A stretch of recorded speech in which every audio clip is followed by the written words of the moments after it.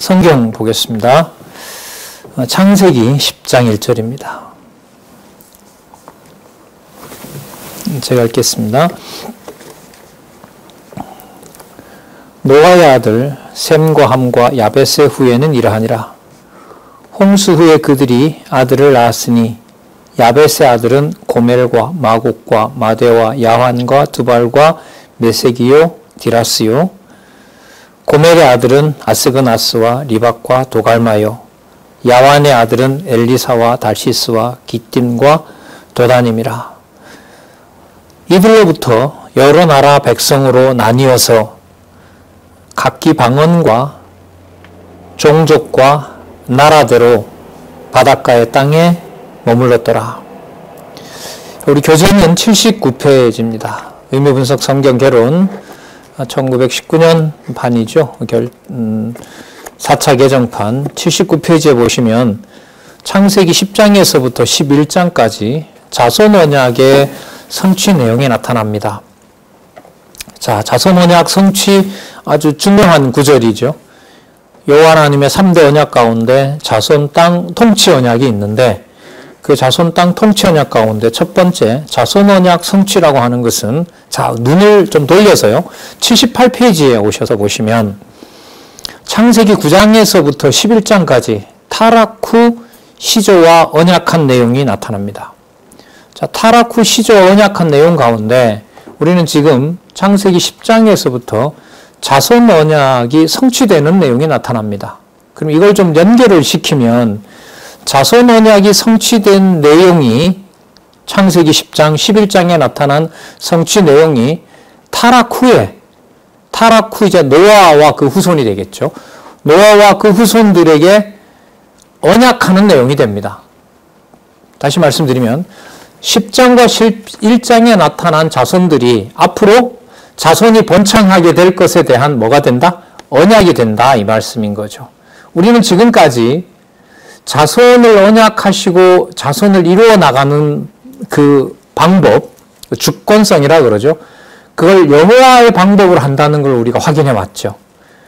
아담을 생육하고 번성하기 전에, 범죄하기 전에 낳았으면 참 좋았을 뻔했는데 타락하여 쫓아낸 다음에 아담과 하와의 자손으로 아벨과 가인과 아벨이 태어나지만 아벨이 죽는 역사도 살펴봤습니다. 그리고 그 이후에 셋을 통하여 그 여호와의 의로운 자식이 이어지는 것을 살펴봤죠. 그리고 악의 자손들도 함께 번성하는 걸 살펴봤습니다. 그리고 5장에 족보가 나왔죠. 그리고 6장에 뭐가 나왔냐면 하나님의 언약 자손들이, 하나님의 아들들이 사람의 딸들을 좋아함으로써 하나님의 자녀와 사람의 자녀라고 하는 구분이 생기질 않아요. 다 혼탁해진 거죠. 그래서 노아 식구만 남기고, 노아의 8식구만 남기고 전부 물로 심판한 사건을 살펴볼 수 있습니다. 그러니까 누가 보더라도 언약 자손이 살아남았다라고 할 수 없는 거죠. 그 많은 인류를 전부 심판하고 노아 8식구만 남았는데 생육하고 번성할 수 있는 조건이 된다? 그거는 여러분 말하기가 힘들어요. 그런데 그게 바로 여호와 하나님께서 자손 언약을 이루어 나가시는 방법이에요. 자, 우리가 지난번에 그 노아와 수립했던 내용 9장에서 살펴봤고요. 9장 내용이 노아와 언약한 수립 내용 중에 보면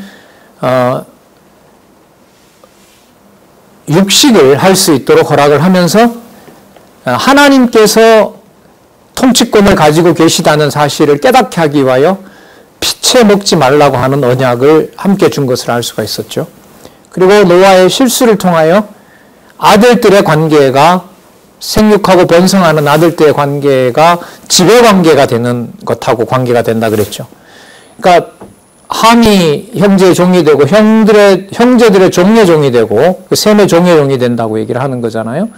그리고 야벳의 지배를 받게 되고, 자, 그런 구도가 바로 어떤 관계냐면 누가 누구를 지배하는 관계가 되는 거예요. 이것도 매우 중요한 의미를 가진 것 같아요. 그러니까 하나님의 형상이라고 했을 때 형상은 지배관계입니다. 그러니까 아담의 통치를 하와가 받도록 그렇게 되어 있거든요. 그리고 그 하와의 그 범죄 이후에 보면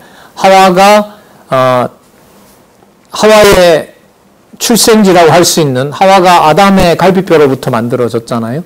그래서 남편을 사모하게 된다라고 하는 것도 나왔죠. 어떻게 보면 통치자의 의미가 그 속에 들어가 있는 겁니다.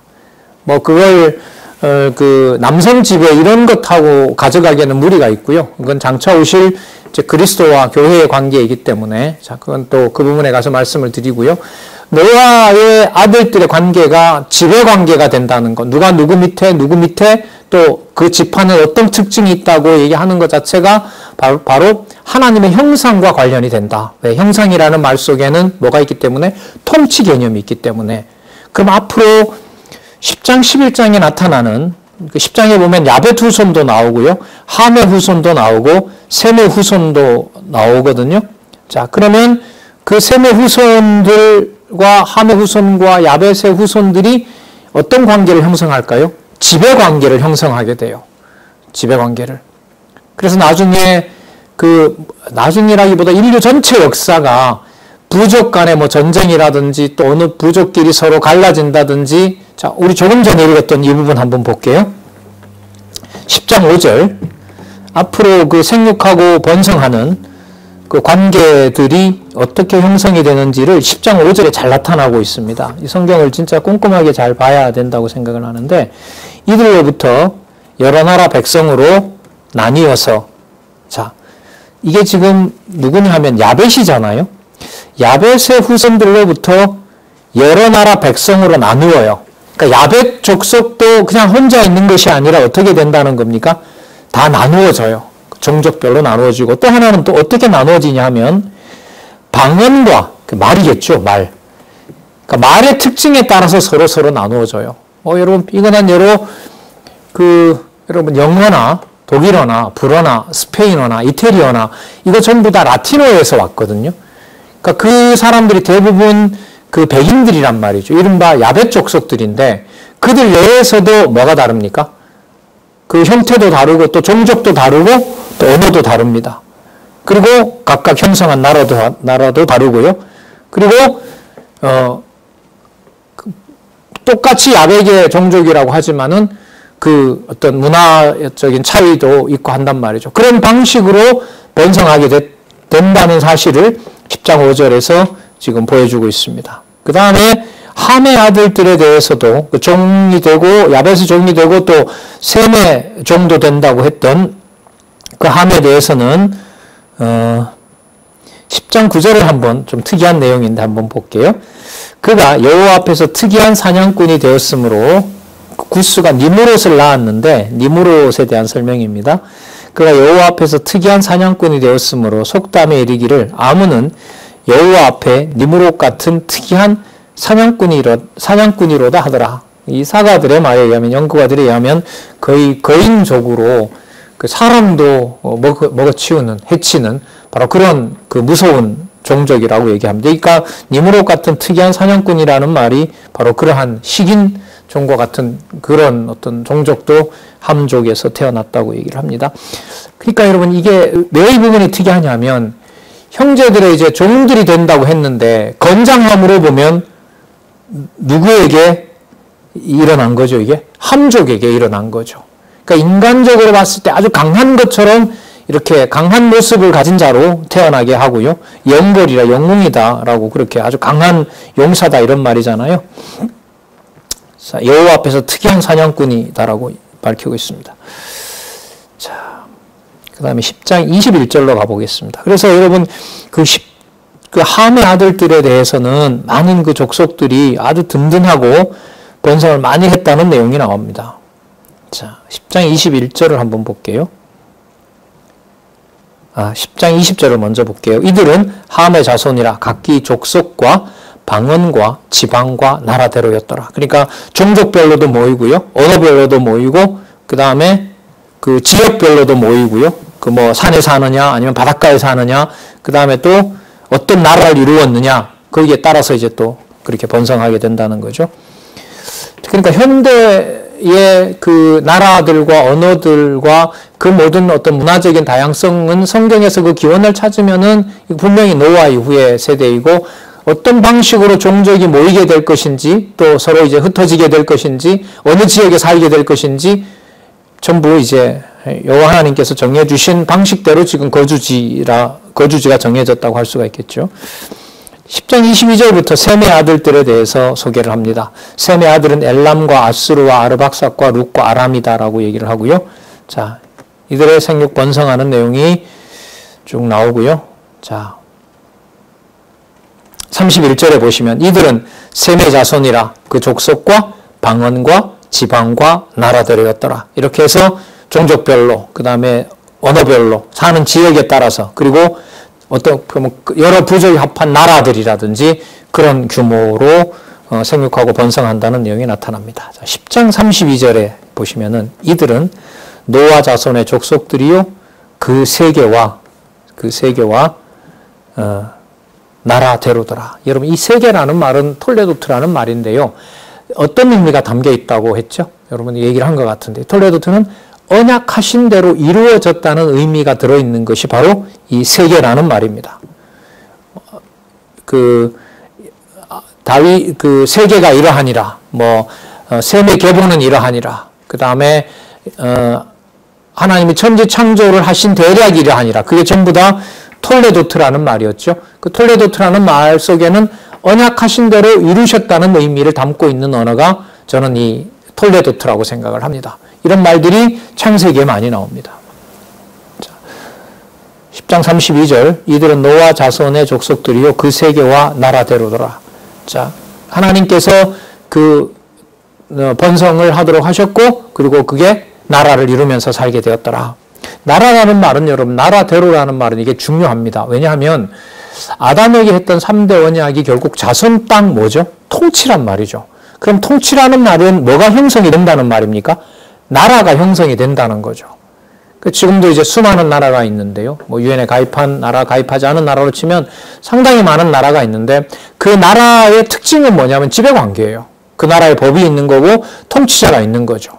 그 모든 구조가 여러분 거슬러 올라가면 셈과 함과 야벳, 그리고 셈의 후손들, 야벳의 후손들, 함의 후손들 전부 흩어지면서 나라가 만들어지고 그 나라에 통치자가 생긴다고 하는 것은 바로 노아에게 약속하셨던 현재의 국가 형태가 그때부터 비롯됐다고 할 수가 있는 거죠. 그러니까 여러분, 국가라는 문제를 생각하면서 성경에 나타난 하나님의 3대 언약, 통치 국가를 연결하지 못하면 굉장히 아쉽겠죠. 그래서 성경을 공부하면서도 성경의 바탕을 둔 국가관을 가지는 것은 성경에 대한 내용을 바탕을 두고 생각해 봐야 될 문제인 거죠. 글쎄, 여러분들 그런 생각을 하는지는 모르겠지만 하필 왜 이런 나라에 나를 태어나게 했을까? 그리고 이 나라 대한민국 역사 가운데 왜 이런 시대를 지나가게 했을까? 선생님은 중학교 때 해외 펜팔을 한번 해봤거든요. 근데 여학생이었는데 자기가 사는 미국의 사진을 보내준 거예요. 근데 진짜 천국 같아요. 자기네 동네라고 얘기를 해요. 야, 세상에 어떻게 저런 나라가 있나. 진짜 말 그대로 미국이구나. 그런 어떤 충격 아닌 충격을 받았거든요. 그리고 흑백 텔레비전이긴 하지만 미국의 뉴욕부터 시작해서 얼마나 화려한 배경으로 찍은 영화들이 많아요. 그런 걸로 봤을 때, 야, 참, 저 나라에 태어났으면 참 좋겠다. 그런 생각도 해봤거든요. 이제 어린 마음에 소박하게 그런 동경이 생기는 건데, 나이가 좀 들면서 왜 이런 시대에, 왜 이런 나라에, 바로 이런 곳에 나를 하나님께서 태어나도록 하셨는가. 그리고 이런 통치국가 밑에서, 이런 국가 형태에서 나를 살아가게 했지? 그 모든 것의 질문은, 여러분, 오늘 우리가 10장에서 살펴본 것하고 무관하지 않아요. 성경에 바탕을 둔다는 말은 성경 본문과 같이 함께 생각해 가는 거거든요. 자, 그래서 우리가 자손 땅 통치를 얘기할 때 그 통치 개념을 성경에 바탕을 두고 하나님께서 이런 나라에 왜 이런 구조 속에 나를 두셨느냐, 그 문제에 대한 해명이 있어야 된다고 봐요. 자, 그건 성경을 따라가면서 왜 그런 국가를 주셨는지 성경은 또 답을 하고 있거든요. 미리 얘기를 하면 여러분 이렇게 건장하고 왕성한 함족의 이 숫자로 보면 함이 지배할 수 있는 여건이 되거든요. 여러분 애굽이라는 나라 들어봤죠? 모세를 보내서 야곱이 이제 12 아들과 같이 가서 그 생육하고 번성한 애굽이라는 나라 있잖아요. 그 애굽이 어디에 속할까요? 함족에 속합니다. 고대 여러분 문명에서 이집트 문명 여러분 많이 들어보셨죠? 그 이집트 문명이 여러분 몇 년 전이 기원전 4,500년 경우 되죠. 그 이집트 문명이 인류 문명의 여러분 시발점이기도 하잖아요. 그 이집트인들이 바로 뭐냐면 함족이에요. 고대 용사들이죠. 뭐 어떤 자료를 보더라도 아주 고대 강한 제국으로 나옵니다. 거기에 무슨 셈족인 이 족속들이 가서 여러분 이렇게 붙을 그럴 상황이 아니에요. 너무나 아주 강한 나라였단 말이죠. 그런데 여러분 그 나라에 함족이 들어가서 셈족 야곱의 후손들이 들어가서 생육하고 번성하고 나올 때 그 강한 나라를 하나님께서 10가지 징조로 무서운 재앙을 내리면서 데리고 나오잖아요. 그럼 무슨 뜻일까요? 세계에 있는 강력한 국가체제는 하나님의 능력, 하나님 나라, 하나님 백성을 중심으로 하나님의 능력을 보여주는 도구라고 보시면 돼요. 어떤 나라는, 어떤 경우는 아주 우리나라처럼 과거에 보면 전쟁도 일어났었고요. 남의 나라 속국도 된 적이 있고요. 고대로 거슬러 올라가면 여러분 잘 아시겠지만 몽골이라는 나라에 한 200년 지배받지 않습니까? 인류 역사 가운데 가장 오래 그렇게 지배를 받잖아요. 자, 그런 어떤 정치 체제 속에서 하나님께서 세우시는 나라, 바로 현재로서는 그게 교회거든요. 그리스도를 머리로 한 교회의 모습을 하나님이 원하는 방향으로 하나님의 통치 스타일답게 만들기 위해서 세상의 나라들을 하나님께서 이용하신다는 거죠. 자, 그래서 지금 10장에 보면 1, 2의 국가들, 종족들, 그 다음에 어떤 언어들, 그 모든 것들을 주관해 가시는 분이 하나님이라는 사실을 알 수가 있고요. 여러분 이거는 기독교 문화 인류학에 있어서도 창세기 10장 같은 경우에는 매우 중요한 단서가 됩니다. 여러분들 혹시 나중에 이제 공부하실 거라고 보는데요. 창세기 1권, 성경 강론 1권에 보면 이 10장에 대한 그 자손들이 누군지에 대한 아주 상세한 설명이 나옵니다. 그거는 여러분 정보 차원에서 그런 인류학과 관련해서 여러분들이 관심이 있다면은 여러분들 그 내용을 숙지하면 많은 유익함이 있다고 봅니다. 또 하나는 이 10장에 나타났던 많은 그 용어들이요. 구약 성경 끝까지 나타납니다. 끝까지 나타나요. 그러니까 함족을 어떻게 쓰고 셈족을 어떻게 쓰고 그 다음에 야벳 족속을 어떻게 쓰는지가 창세기 10장에 바탕을 둔 경우가 참 많습니다. 그 지명 이름들, 족속 이름들 있죠. 자, 그건 또 그 상황에 가서 또 말씀을 드려야 될 것 같아요. 자, 10장에 아까 32절에 읽었었죠. 이는 노아의 자손의 족속들이요 그 세계와 나라대로라. 홍수 후에 이들에게서 땅의 열국 백성이 나누이니라. 자, 여러분 11장에 보면 흩어진 후손이 번성하는 내용이 나타나는데, 자, 여러분 이 사실은 여러분 요약되어 있는 거 한번 볼게요. 성대를 쌓아 흩어짐을 면하려는 인류를 지면에서 흩어지게 합니다. 여러분 지금 상황은요. 창세기 11장 1절에 보면 온 땅에 구름이 하나요 언어가 하나였더라. 그러니까 입술 모양과 사용하고 있는 언어가 똑같은 거죠. 그러니까 세계의 언어가 원래 이제 하나였다는 겁니다. 자, 그런데 11장 2절에 가면 아주 넓은 평지를 만나게 되고요. 그 평지에다가 벽돌을 쌓아서 하늘 높이 성과 대를 쌓기 시작합니다. 그러니까 이제 요즘으로 말하면 엄청난 큰 규모의 하늘을 향한 그 도시라고 할 수가 있겠죠. 원형 도시와 같은 요즘 발굴된 걸로 보면 지구라트라고 여러분 교과서에서 배웠을 텐데 어마어마한 규모의 그 성인 거죠. 왜냐하면 이 노아의 후손들은 어떤 그 트라우마가 있냐면 노아를 통해서 하나님께서 뭐 하신 일이 있죠? 물로 심판한 일이 있거든요. 그 심판한 일이 늘 이제 이 트라우마로 남아있는 거죠. 그러다 보니 그걸 이제 피하기 위해서 홍수가 나더라도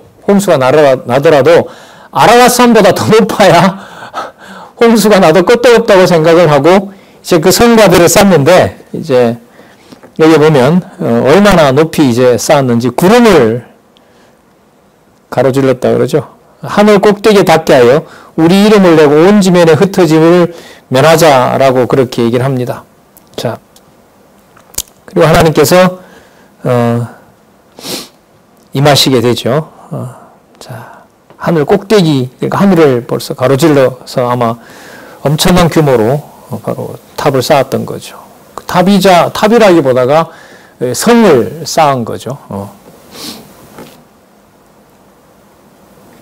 자, 11장 5절에 보면 여호와께서 인생들에 쌓는 성과 대를 보시려고 강림하십니다. 그리고 여호와께서 뭐라고 하냐면 이 무리가 한 족속이요 언어도 하나고 하나이므로 이같이 시작하였으니 이후로는 경영하는 일을 금지할 수 없느니라. 자, 그러면서 언어를 혼잡케 하고 서로가 알아듣지 못하게 하는 일들이 벌어집니다. 잘 아시는 여러분, 이게 바벨탑이죠. 바벨이라는 말은 아시는 대로 혼잡케 했다 이런 말입니다. 언어를 혼잡하게 하셨다는 뜻의 이 바벨탑 사건이 바로 여기에 나옵니다. 자, 왜 이걸 쌓았느냐? 흩어지지 않고 홍수가 나더라도 뭐 하게 하려고요? 안전하게 하기 위해서 바로 그 성과 대를 쌓았던 거죠. 그런데 여러분, 이게 10장에 셈과 함과 야벳과 함과 셈의 그 후손들이 번창했다는 게 나오고요. 또 그렇게 종족들이 나누어지는 것이 이제 하나님이 정해놓으신 이제 뜻인데, 그렇게 생육하고 번성하게 되어 있는데, 11장 경우로 본다면은 이제 흩어지지 않으려고, 이제 단합해서 살려고 그 성과 대를 쌓은 거 아니겠어요? 그럼 이건 하나님의 계획에 맞지 않는 거죠. 그러니까 어떻게 해놓는 거죠? 전부 다 흩어놔 버리는 거죠. 자, 흩어놓은 결과가, 자, 여기 좀 주목을 해보면은요, 11장 10절에, 자, 흩어놓은 결과가 10절, 창세기 11장 10절에, 자, 누구 이름이 나오냐면, 셈족이 나와요. 셈족. 그러니까 여러분, 창세기 1장에서부터 11장까지 나타난 인류 시조와의 언약의 마지막은 누구 족으로 마감이 된다는 거죠? 셈족으로 마감이 돼요. 함족도 아닌 야벳족도 아닌. 그러면 앞으로 생육하고 번성하는 것은 어차피 함도 하고 야벳도 합니다. 그리고 셈족 일부도 해요. 셈족도 각각 그 나라와 방언대로 흩어졌다고 하니까. 자, 그런데 하나님의 이름을 알려주고 자손 땅 통치 언약을 하나님이 해나가시는 민족은, 족속은 셈족 중에서 다음과 같은 후손을 뽑아내는 거예요. 자, 11장 10절에 보면 셈의 후에는 이러하니라. 셈은 100세 곧 홍수 후 2년에 아르박삿을 낳았고 하면서 그 자손에 대한 번창을 쭉 얘기합니다. 자, 어디를 보시냐 하면 제가 아브라함이 나오는 부분부터 한번 살펴보도록 할게요. 자, 노아에서 셈에서 아브라함으로, 자, 10장 28절부터 읽어보겠습니다. 11장 29절. 아브라함과 나홀이 장가들었으니 아브라함의 아내 이름은 사레며 나홀의 아내 이름은 밀가니 하란의 딸이요 하란은 밀가의 아비요 이스가 야비였더라. 어떻게 보면 이게 근친 상간인 거죠. 사촌들, 육촌들 간의 이런 결혼이 당시에는 이루어졌습니다. 자, 근데 11장 30절이 놀랍습니다. 여러분, 생육하고 번성하는 일을 셈족에게 허락했다면 그 아내를 얻은 자가 자녀를 낳는 게 좋습니까? 안 낳는 게 좋습니까? 낳는 게 좋죠. 그리고 더 건강한 여자고, 뭐 예를 들면 쌍둥이도 남들보다 더 많이 낳고 하는 여자면 얼마나 좋아요? 그런데 우리가 앞부분에 이미 뭘 살펴봤냐 하면 생육하고 번성하는 그 방법이 누구 방법대로 하시죠? 여호와 하나님의 방법대로 하세요. 그게 여러분 주권성이라고 그랬죠. 그 주권성을 셈에서부터 노아, 셈, 그 다음에 아브라함에게 이루어지는 과정을 보면 그 내용이 또 나타납니다. 그러니까 형인 가인에게 동생인 의인 아벨이 돌에 맞아서 죽잖아요. 근데 그건 생육 번성과는 반대되는 일 아닙니까? 그런데 그 방법이 하나님의 능력으로 생육하고 번성하게 하는 하나님의 주권성이 너무너무 분명하게 나타나는 사건이죠. 가슴이 찢어질 것 같은 사건인데 바로 그 사건이 하나님의 약속을 이루는 방법이라는 거죠. 자, 그런 맥락에서 11장 30절에 보면 이런 말씀이 나오죠. 사라는 잉태하지 못함으로 자식이 없었더라. 이 내용이 여기 왜 나오냐 말이죠. 자, 1장 31절. 데라가 그 아들 아브라함과 하란의 아들 그 손자 롯과, 자, 롯도 다음에 나오는 인물이죠. 그 자부 아브라함의 아내 사레를 데리고 갈대 우르에서 떠나 가나안 땅으로 가고자 하더니 화란에 이르러 거기 가했다. 화란은 가나안과 갈대아 우르 사이에 있는 거죠. 거기서 이제 아버지 데라도 죽고 형제들도 헤어지게 되고 거기서 이제 아브라함만 불러서 다시 이제 가나안으로 보내는 일입니다. 자, 거기에 가했으며 11장 30일 데라는 205세를 향수하고 화란에서 죽었더라. 자, 그럼 11장 마지막이 누구를 소개하면서 누가 아이를 잉태하지 못한다라고 얘기를 해요? 셈의 후손으로 하나님께서 아브라함을 지목하긴 했는데 아브라함에게 생육하고 번성하는 일을 사라를 통해서 원천적으로 불가능하도록 하나님께서 해놓았다라는 말씀으로 끝나거든요. 이 사건으로. 그러면 우리는 여기서 이미 살펴봤던 방식으로 추론을 얼마든지 예상을 할 수가 있는 거죠. 아, 사례를 잉태하지 못하도록 하는 것이 생육하고 번성하는 그 권한이 누구에게 있다? 누구에게 있다? 하나님에게 있다는 사실을 알려주려고 하는 것이구나. 자, 그걸 여러분 염두에 두면서요. 자, 80페이지에 가면 창세기 12장에서부터 36장까지 선민의 열조와 언약하는 내용이 나타납니다. 선민의 열조 언약한다는 말은 선민에게 자손 땅 통치 언약을 언약한다는 말씀인 거죠. 그 내용은 이제 창세기 37장부터 가서 자손 언약 성취 섭리부터 이루어지게 되거든요.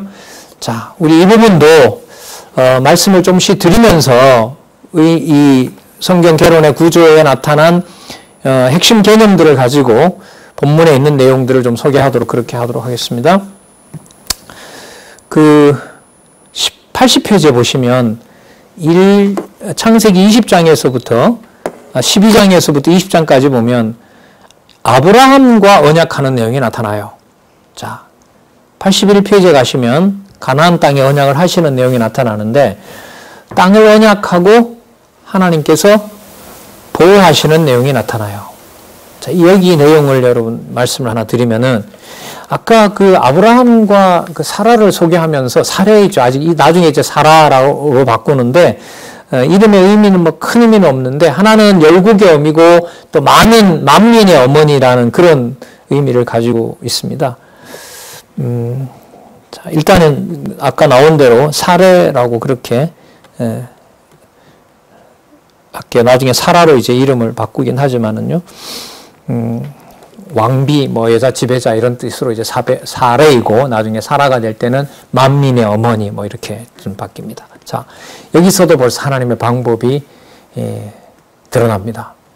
여러분, 가나안 땅으로 가라고 했으면 가나안 땅이 살만한 곳이어야 되지 않겠어요?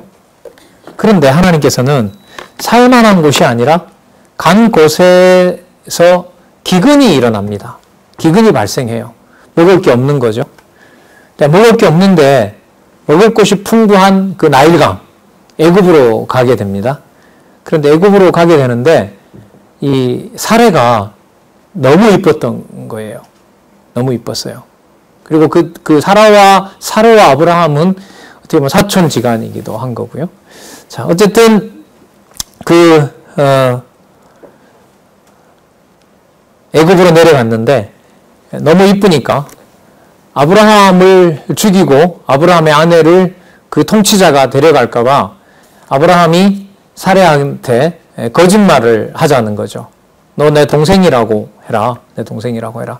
그러니까 인물로 보면은 자기 부인도 보호하지 못할 자이고요. 그리고 그 왕을 만났을 때 자기 동생이라고 그렇게 속인 거죠. 그래서 거짓말을 한 거예요. 그런데 이 아브라함의 아내 사레가 장차 만민의 어머니가 되고 그로부터 이제 왕손이 생겨나고 이런 거잖아요. 그런데 하나님께서 누구를 보호하시냐 하면 이 사레를 보호해요. 그래서 애굽 왕이 사레를 범하려고 할 때, 손을 대려고 할 때 손을 대지 못하게 합니다. 그리고 알려주죠. 그가 바로 아브라함의 아내이다라는 거죠. 자, 그러니까 아브라함은 가나안 땅에 왔지만 먹을 것이 없어서 애굽 땅으로 내려갔는데 애굽 땅에서 부인을 누이라고 속이고 거짓말을 했지만은 도리어 애굽의 왕이 아내도 돌려줄 뿐만 아니라 많은 재물을 얻어서 그 땅에서 나오게 됩니다. 그러니까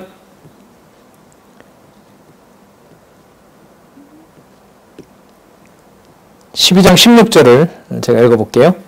이에 바로가 그를 인하여 아브라함을 후대함으로 아브라함이 양과 소와 노비와 암수 나귀와 약대를 얻었더라. 그러니까 거짓말을 했는데도 오히려 바로가 책망을 당하고 아브라함은 아내를 다시 찾을 뿐만 아니라 뭐까지 얻은 거죠? 재물까지 얻은 거죠. 그러니까 뭐라 그래야 될까요? 가나안 정착비라 그래야 될까요? 가나안 정착비를 하나님께서 마련해 주신 거죠. 그럼 이것만 보더라도 의미는 여기서 분명하죠. 아브라함의 어떤 인간적인 면모 때문에 아브라함이 택함 받은 것이 아니라는 겁니다. 그걸 성경은 숨기지 않고 분명하게 얘기를 해요. 그러니까 성경 기록의 목적이 어느 어떤 인간적인 특히 이제 이스라엘 백성들을 이용해서 자기네들이 조작해 놓은 문서다라고 한다면은 자기 조상의 얘기를 이렇게끔 가공하지는 않죠. 그러나 성경은 하나님의 말씀이기 때문에 우리의 어떤 생각과 판단에 의해서 성경을 짐작할 수 없도록 인간의 어떤 치부라든지 부끄러운 면이라든지 이걸 그대로 다 보여주고 있습니다. 그래서 아브라함을 가나안에 와서 보호하시고 또 그 가나안에서 정착을 할 수 있도록 하는 모든 준비와 결과까지 그 소득까지 하나님께서 다 준비해 놓았다는 사실이 바로 12장에 나타난 부분이라고 할 수가 있습니다. 13장에 보면 이제 언약의 땅에 거주하는데요. 13장에 보시면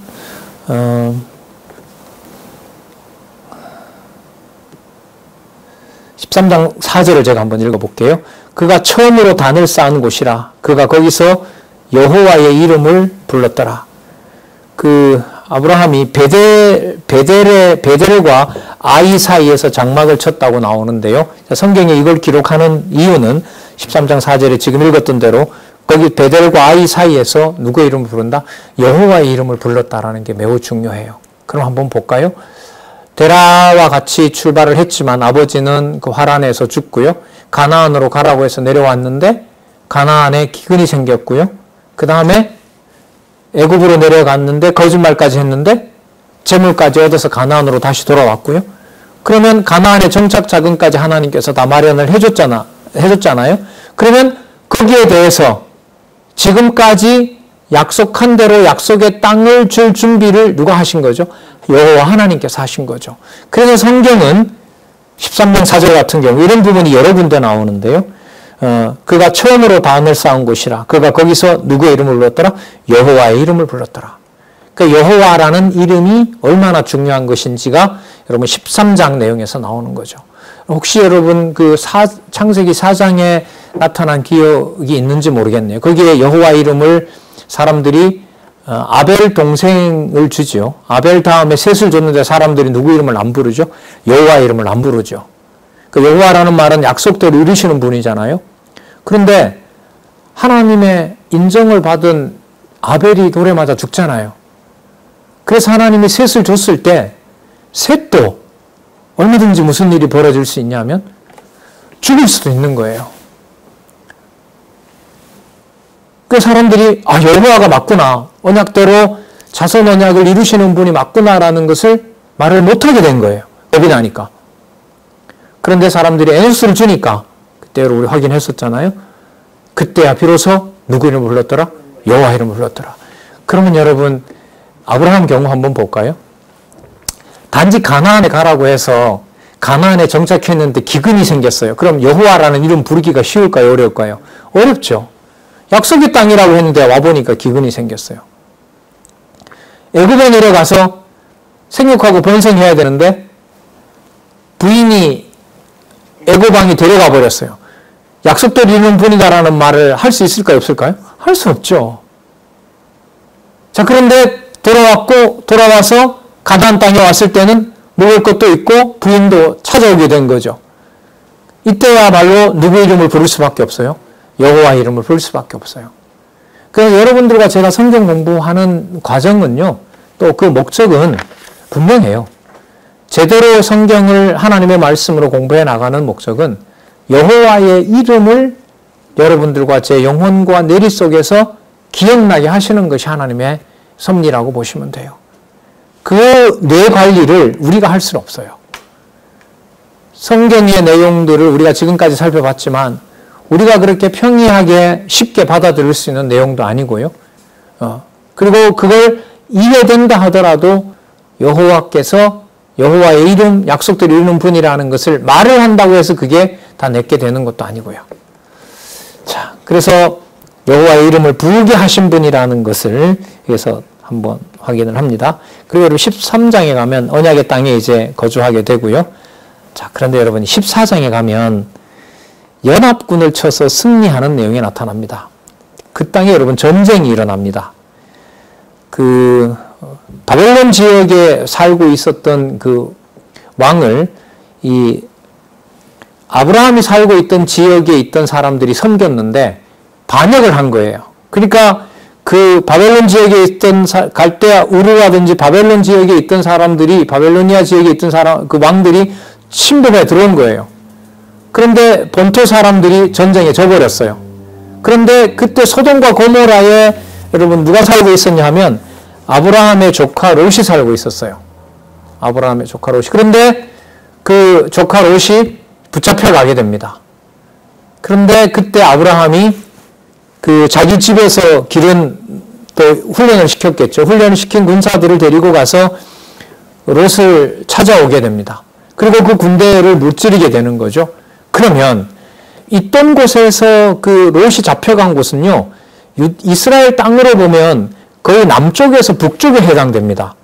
그러니까 남쪽에서 북쪽까지 가로질러서 쳐들어왔던 그 세력들을 아브라함이 쳐부수게 되니까, 아브라함이 거기에 승리를 하게 되니까 가나안 지역의 실질적인 그 권력자가 누가 되는 거죠? 아브라함이 되는 거죠. 그러니까 이렇게 되는 거예요. 그 연합군에게 아브라함이 승리한다는 것은 이건 너무너무 불가능한 일입니다. 그런데 하나님께서 전쟁이 일어나게 했고 조카 롯이 붙잡혀가는 바람에 그 조카 롯을 찾아오면서 그 전쟁의 승기를 누가 잡도록 하는 거죠? 아브라함이 잡도록 하는 거죠. 그러면 아브라함은 전쟁에서 이김으로 해서 그 땅에 단지 정착한 사람이 아니라 그 땅을 뭐하는 자가 되는 거죠? 통치하는 자의 지배자가 되는 거예요. 그러면 누구 이름을 또 안 부를 수가 없어요? 여호와의 이름을 안 부를 수가 없는 거죠. 그러니까 그 모든 과정들이 아브라함으로 하여금 처음에 본토 친척 아버지 집을 떠나라고 했던 그 약속을 그대로 이루시는 과정이 바로 여호와 하나님의 이름을 부르게 하는 과정하고 똑같은 겁니다.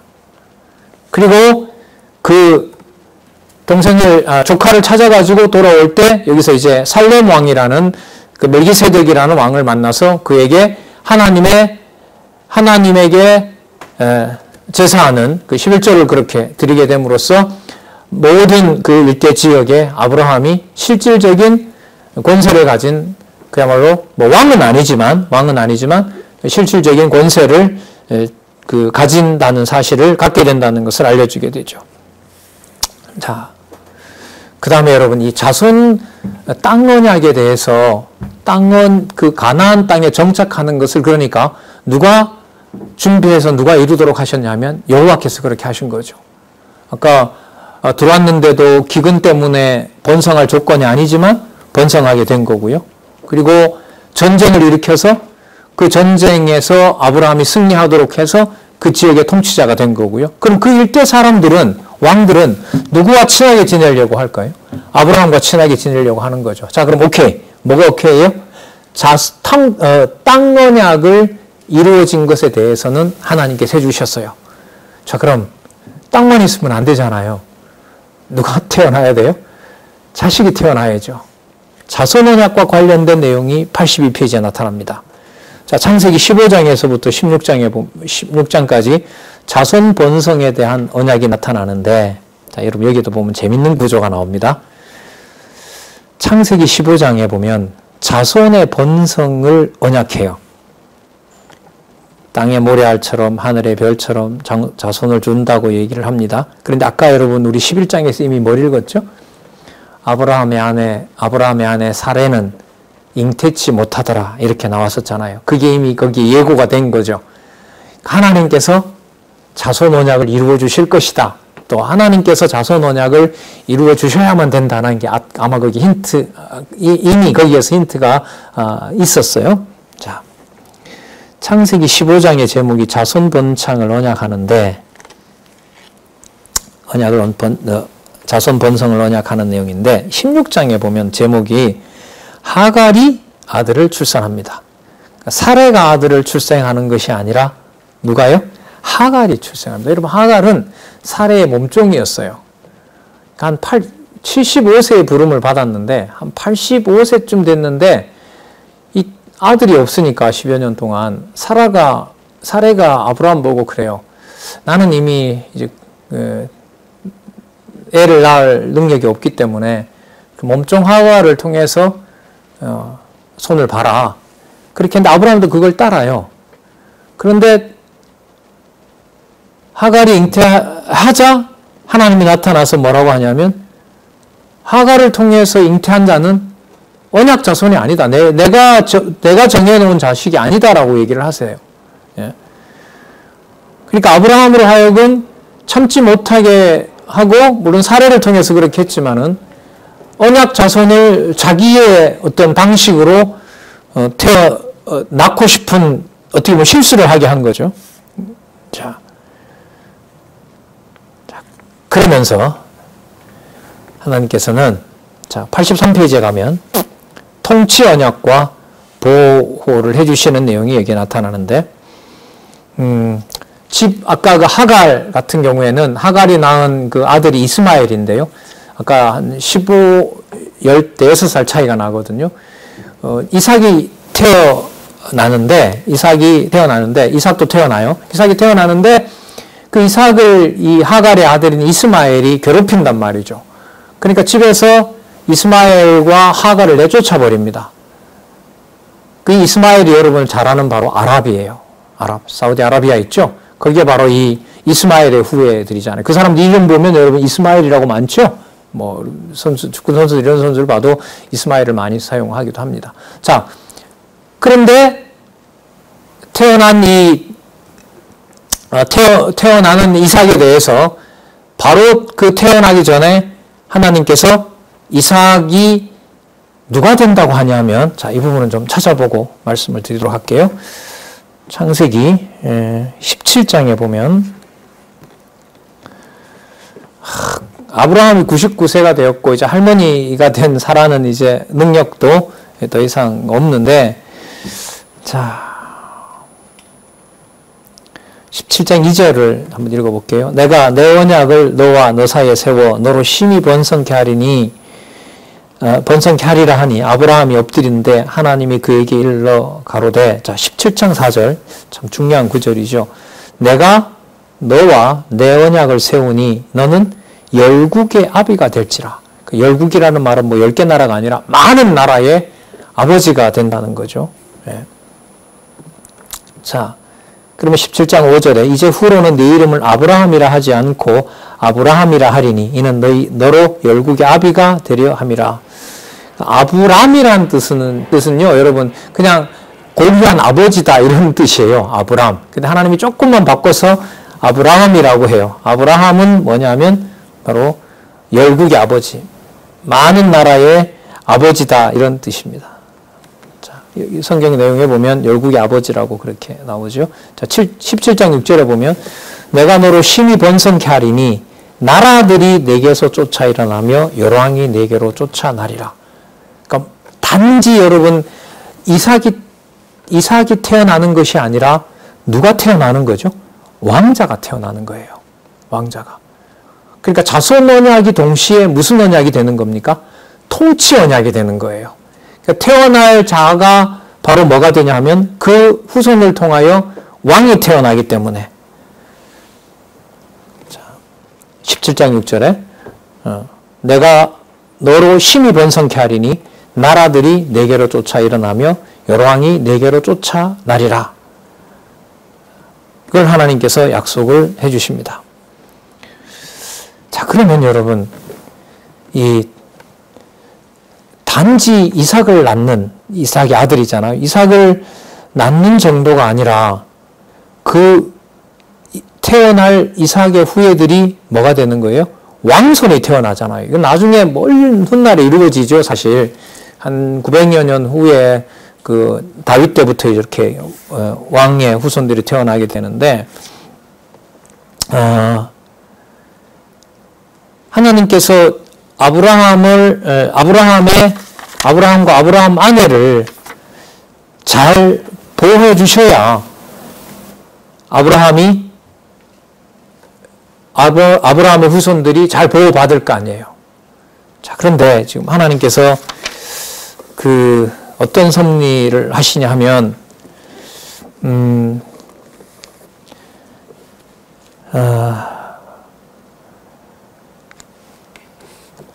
애굽에 내려갔을 때 그때 나중에 사라가 되지만은 아브라함이 자기 신변의 위협을 느끼고 사례를 뭐합니까? 자기 동생이라고 속이잖아요. 자, 그런데 사라에게서 이삭이 태어난다고 약속을 받았는데, 이번에는 그랄 왕이 나이가 지났는데도 여전히 이뻤던 것 같아요, 이 사라가. 그 사례를 그랄 왕이 또 데려가는 거예요. 참 황당하죠? 처음의 일은 처음이더라도 두 번째 일은 여호와께서 아브라함과 사라에게 뭘 약속을 했어요? 누가 태어난다? 열왕이 태어난다. 그럼 여러분, 열왕이 태어난다고 했으면은 아브라함과 특히 사라를 어떻게 해야 돼요? 남의 남자에게로 보내면 안 되잖아요. 그런데 여러분, 창세기 20장 내용은 뭐냐면 그랄 왕에게도 아브라함이 또 거짓말을 합니다. 누구다? 내 누이다. 내 여동생이다. 그 말은 뭐 해도 된다는 얘기인 거죠? 데리고 가도 된다는 얘기 아니겠어요? 참 이 내용이 여러분 이해하기가 힘들더라고요. 그러니까 무슨 약속을 받았는데, 아직 태어나진 않았지만 아브라함의 아내 사례를 통해서 열왕이 태어난다는 약속을 받았는데도 그 아내를 뭐 하게 돼요? 빼앗기게 되는 거예요. 그러니까 아브라함이 관리하는 아내가 아닌 거예요, 이거는. 그리고 여러분, 만약에 그랄 왕이 데리고 가버렸으면 아브라함을 통해서는 뭐 열왕의 그 조상이 되기는커녕 뭐가 돼요? 자손도 못 보게 된단 말이죠. 자, 여러분, 왜 이 얘기가 중요할까요? 가나안으로 가라고 하신 하나님께서 가나안에 정착할 수 있도록 누가 하신 거죠? 여호와께서 하셨죠. 그러니까 누구 이름을 부르도록 하시는 거죠? 여호와의 이름을 여호와께서 부르게 하시는 거예요. 열국의 아비가 되고 열국의 어머니가 된다. 여러 나라의 왕과 그리고 나라의 통치자의 어미가 된다. 그 왕들이 태어나게 된다라고 하는 것을 사라가 받았지만은 그 받은 언약을 아브라함도 받고 이제 사라가 받은 건데, 그 언약을 누가 지켜나간다? 여호와께서 지켜나간다는 사실을 확인해 주기 위해서 곧 내년만 되면 이제 이삭이 태어나는데, 바로 전에 그랄 왕이 누구를 데려가 버리는, 사라를 데려가 버리는 이런 일들을 하나님께서 섭리하시는 거예요. 누구 이름을 부르게 하려고요? 여호와 이름을 부르게 하려고. 그게 여러분 20장까지의 오늘 우리가 11장부터 살펴봤지만 12장에서부터 20장까지 아브라함의 실수를 통해서 누구의 이름을 부르는 과정을 준비한다? 여호와의 이름을 부르는 과정을 준비한다는 겁니다. 우리 지난번에 하나님의 5대 속성 얘기했었죠. 자, 한번 그걸로 정리를 하고요. 이번 시간 마치도록 할게요. 하나님께서는 전능하십니다. 아브라함의 모든 일들을 여호와 하나님께서 주관해 가세요. 그리고 그는 여호와께서는 기근도 일으키기도 하고요. 애굽이라는 강한 나라도 두세요. 그러나 그분은 언약하신 대로 그 언약을 지켜가세요. 그게 여러분 신실성이에요. 그러니까 애굽에 가서 부인을 빼앗길 뻔하고 또 그랄 왕에게 부인을 빼앗길 뻔하는 상황이지만 하나님은 약속하신 대로 이루어 가세요. 그게 여러분 신실성이에요. 누구 방법대로 하세요? 여호와 하나님의 방법대로 하세요. 그게 여러분 잠언에 나타난 주권성이에요. 그리고 우연히 그렇게 되는 것이 아니라 하나님은 정하신 대로 바로 그 정한 일이 그대로 일어나게 하세요. 그게 여러분 영원성이에요. 그리고 언약 자손에게는 하나님이 찾아오셔서 그 하나님이 하시는 일을 깨닫게 하고 누구 이름을? 여호와의 이름을 부르게 하신다는 내용이 바로 12장에서 아브라함이 실수한 내용이고 20장에서 또다시 실수하는 내용, 현상적으로 봤을 때 그 실수하는 내용을 통해서 누구의 이름을 부르게 하신다? 여호와의 이름을 부르게 하는 과정이다라고 보시면 돼요. 그래서 성경신학에서 성경을 순서대로 전체적으로 봐가는 그 과정의 핵심이 바로 뭐냐면 여호와의 이름을 여호와께서 보존하고 여호와의 이름을 부르게 하신다. 택한 백성에게. 그래서 성경 전체 주제가 여호와 계시 이렇게 되는 겁니다. 여호와가 계시지 않는 곳이 아무 데도 없다. 모든 시간, 모든 공간에 여호와께서는 분명히 계시다. 이게 바로 여호와를 드러낸다는 의미에서 성경의 주제가 뭐가 된다고요? 여호와 계시. 여호와께서 자기 자신을 드러내 보여주심. 이렇게 되는 겁니다. 예, 수고하셨습니다. 기도하겠습니다. 하나님 아버지, 언약 자손이지만 하나님께서 보호하시지 않으면 결코 언약 자손으로 살 수가 없습니다. 아담을 통해서 살펴봤고 노아를 통해서도 살펴봤고 아벨 사건을 통해서도 살펴보았습니다. 아브라함의 역사를 보더라도 아브라함의 어떤 인간의 다른 부분에 있어서 언약 자손으로 삼은 것이 아닙니다. 하나님께서 때로 드러나게 하는 실수와 여러 가지 실책들을 통해서 더욱더욱 하나님을 의지하게 되는 계기가 될 수 있도록 하여 주시고 더더욱 하나님 살아계신 증거를 진리의 말씀으로 진리의 말씀을 통하여 배워갈 수 있도록 하나님의 무한한 은총과 자비를 구하옵나이다. 진리의 말씀으로 양육되는 다음 세대가 하나님께서 허락해 주시기를 간절히 소원하오며 예수님의 이름으로 기도드렸습니다. 아멘.